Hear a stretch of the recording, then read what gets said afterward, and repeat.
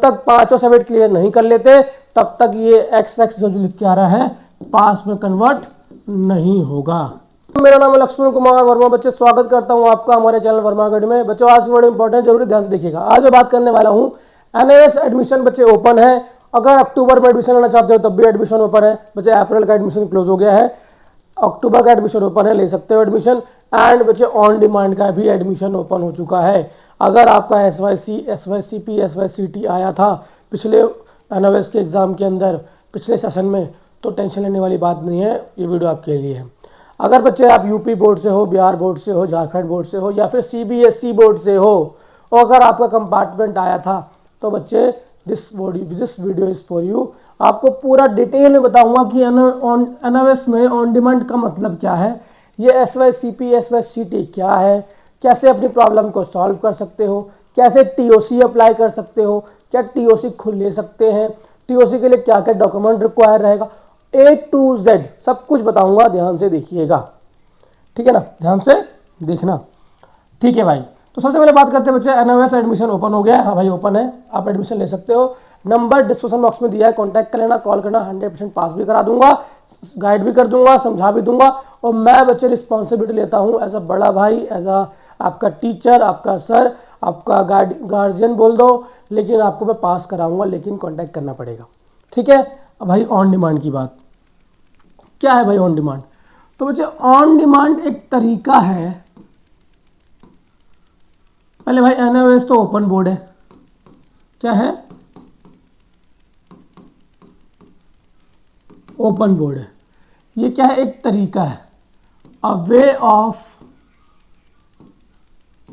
Clear your subject, जिसमें आप fail हो गए हो, फेल सब्जेक्ट को पास करने का तरीका है, ठीक है भाई। ऑन डिमांड का मतलब मेरी डिमांड पर जो डेट शीट आएगा आपके डिमांड पर आप एग्जाम दे सकते हो। चाहे बच्चा 10th का है या फिर 12th का है, क्या होना चाहिए? 10th फेल होना चाहिए। अगर आप 10th फेल होके आए हो, कंपार्टमेंट आया है, ठीक है, इसेंशियल रिपीट आया था,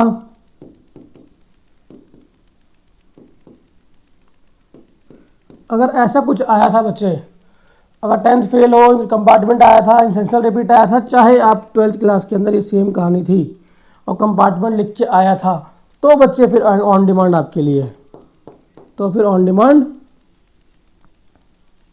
आपके लिए, ठीक है।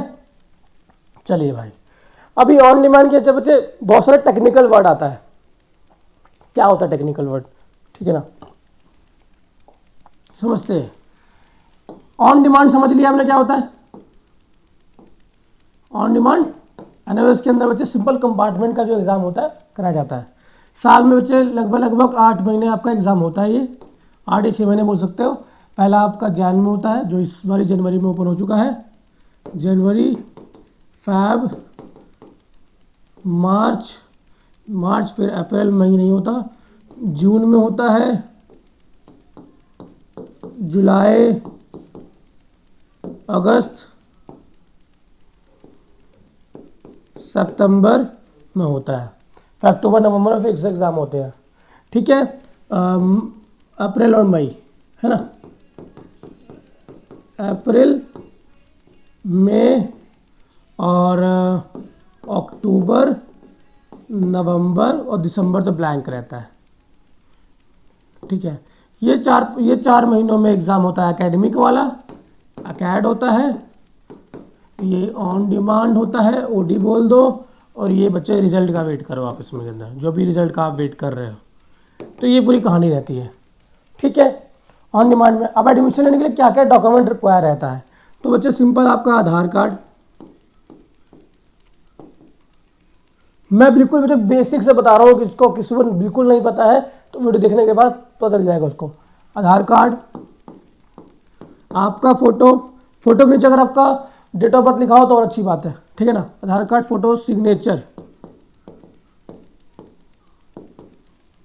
आप ही का सिग्नेचर चाहिए, ईमेल आईडी आपका ही चाहिए, ईमेल आईडी भाई, फ़ोन नंबर चाहिए, Aadhaar card, photo, signature, email ID, phone number, ये बेसिक डिटेल हो गया। अगर 10th में एडमिशन ले रहे हो, 10th फेल हो ऑन डिमांड में, तो 10th की marksheet, 10th failed marksheet,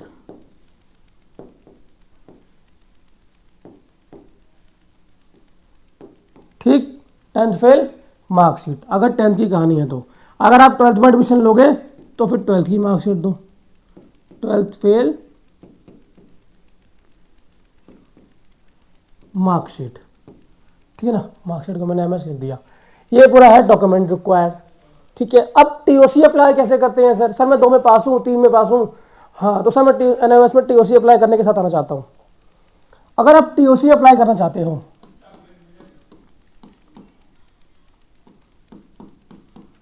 TOC apply करना चाहते हो तो कैसे कर सकते हैं भाई? तो बच्चे आपके पास मार्कशीट होना चाहिए,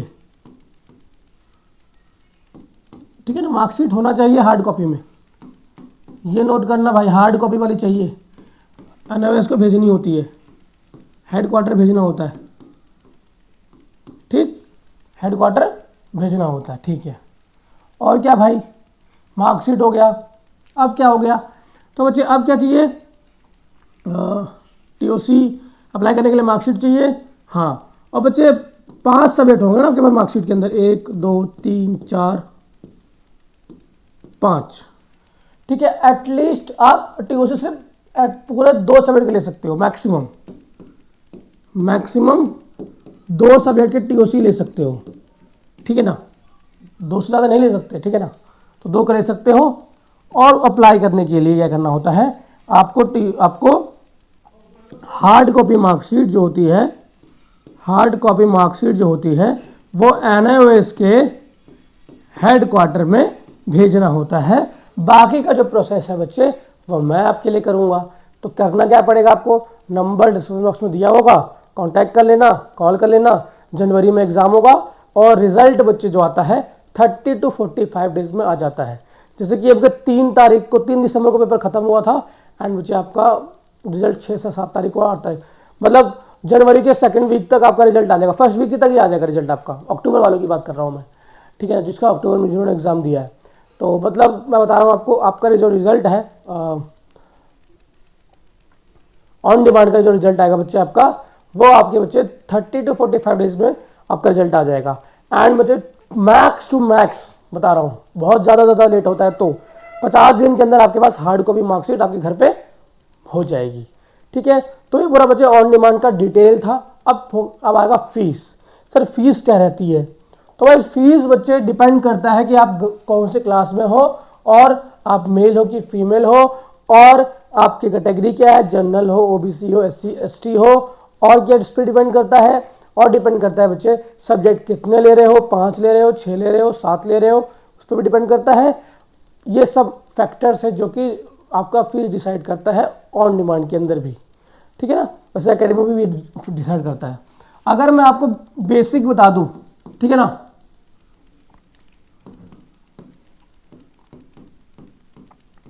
पांच सब्जेक्ट की फीस बच्चे जो है NIOS के अंदर, मैं बता दूं टोटल एग्जामिनेशन फीस को लेकर के मैक्स टू मैक्स बच्चे 6 से 6,500 के बीच में हो जाएगी, ठीक है ना।